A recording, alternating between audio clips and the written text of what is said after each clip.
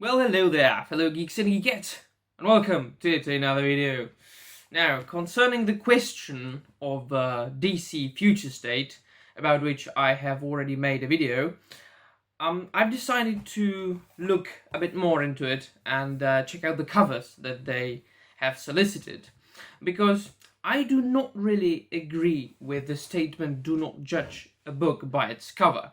At least as far as comic books go, especially as far as comic book issues or the floppies go, the cover is absolutely fundamental for the comic book itself. It is so important that if you choose the wrong cover, the potential reader or a potential reader might not grab the comic book at all, because the cover is what really catches the eye in the first place, and that is quite obvious, and we really do not want to be Captain Obvious today, right? But I just thought that I should mention this obvious fact at the beginning of the video. Now, what I think about DC Future State, I have already said that in my previous video. I'll put a link somewhere here. I think it's going to be a disaster. I think that it is yet another attempt to deconstruct all our favorite superheroes, our archetypal superheroes that have been around for decades and that they have proved that they work a certain way, and they have always worked a certain way, and changing them is absolutely unnecessary. Fortunately, it's going to be only 2 months long event, and when they're going to just basically replace every single hero or superhero with somebody else, or a much more woke and SJW version of him or herself. Now, this being said, there are a couple of covers that even I have to say look cool. So let's just flip through them very quickly. Of course, most of them are a true representation of wokeness and SJWism. The colors are all this sort of neon cover that many people describe as, how do they call it, like bisexual cover colors? I don't know, why do they call it like that? I don't know what's bisexual about covers. I just say, with my description, that it looks bland and boring, such as this Kara Zor-El Superwoman. Look at that. It's, I mean, meh. It's meh. Right? This Superman of Metropolis. It's not Kal-El, it's his son Jonathan. Boring. Like, Superman versus Imperious Lex. Yeah, so it's about Lex Luthor. I mean, this looks cool. That one I liked, and this one is one of those DC Future State comic books that I might actually check out, because look at the cover. This is, my friends, Superman. And not only is it Superman, it's the Kingdom Come Superman, or in his Kingdom Come outfit. Now, not only is this Superman Kal-El, or Clark Kent, as it is said in the description, but it's a Superman who looks absolutely badass and buffed. So according to the description of this comic book, the Superman Worlds of War should be about Kal-El Superman on War World, fighting in gladiator pits, gladiator fights. So it is basically like a World War Hulk, but it's Superman. And that I consider to be quite a good idea, and quite an interesting idea. An idea interesting enough, and the cover is cool looking enough for me to check it out. So yeah, that's one of them. Once again, Superman, Wonder Woman, Of course, Wonder Woman has to be on the front, standing before or crouching before or in front of Superman. This is the sort of new Wonder Woman. I don't really care about that. Really do not care. No, not interested. This is probably the most known cover. Is the new Justice League. Like every single one of these superheroes is deconstructed. We've got new Superman. We've got a new woman of color becoming Green Lantern. We've got a Hispanic Wonder Woman. We've got I think this is going to be the African American Batman. And this is like some sort of new Flash. Yeah, and is this like the new Aquaman or something? I don't know, but she's a woman. I don't know. Really, nah, not interested. This is the wokest cover of them all. This is what really makes me want to puke. And this is Aquaman. Like, do you want people to make fun of Aquaman again? It really took an entire run of Jeff Johns for people to realize that Aquaman is cool. And now you've got an Aquaman cover lined with pink color, and on the cover there is no Aquaman. Like, why do you call this Aquaman? There is no freaking Aquaman on the cover.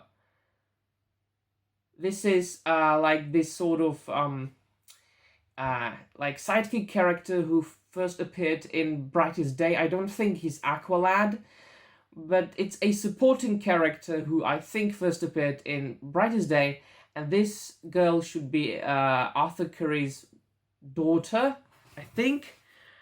There is no Aquaman on the cover. This cover lies. It is a pure lie, this, and it looks horrible. So no, thank you very much. Flash. I mean, how many times have we seen a villain,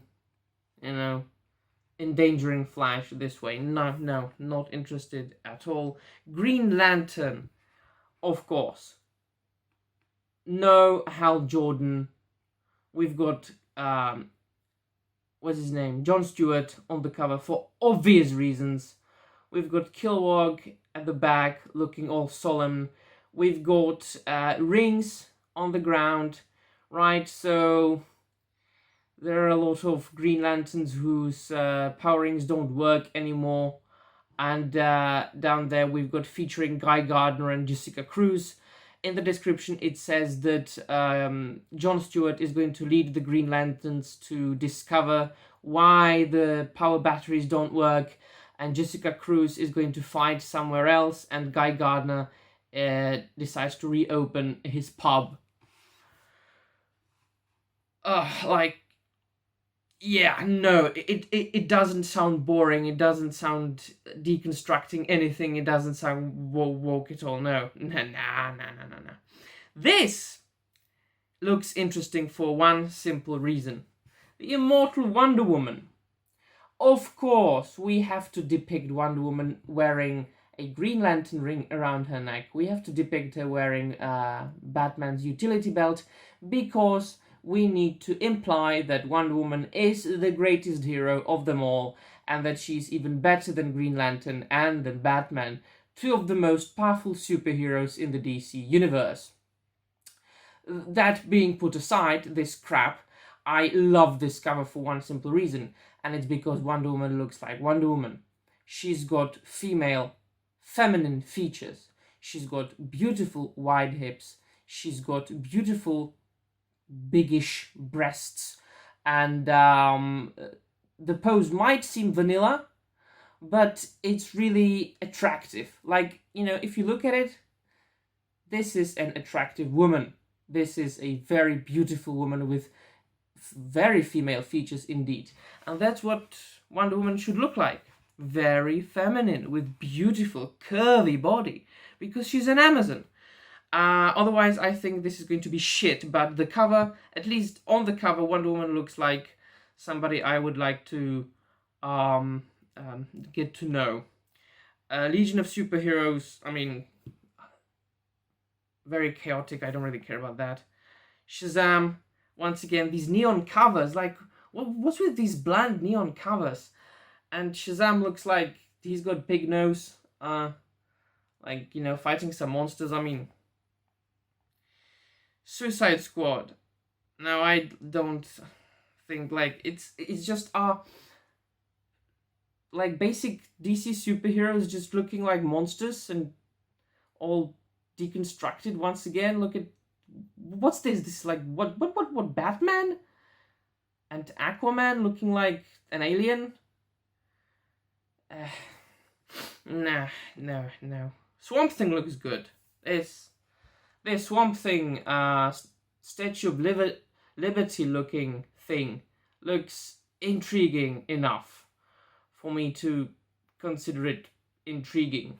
Of course, it's going, no way it's going to be even close to the qualities of Alan Moore Swamp Thing, but at least the cover looks intriguing for a potential new or old reader to grab it. Teen Titans, I mean, it's like boring. Wonder Woman. Do I have to say anything about that? The new Wonder Woman. The Wonder Woman from Mexico. And that's it. So, all in all, of all these titles and issues that have been solicited so far, I think that I'm only intrigued to read Superman Worlds of War because it looks absolutely badass. It's got Superman in his Kingdom Come outfit on the cover. He's buffed. He's fighting gladiator fights with aliens, and it features Clark Kent, right? So, out of all the Future State things, I might really only read that one. Otherwise, it's either meh, like bland, like no, not really need for anything like that, or extremely woke, extremely SJW, extremely deconstructive, like this shit here.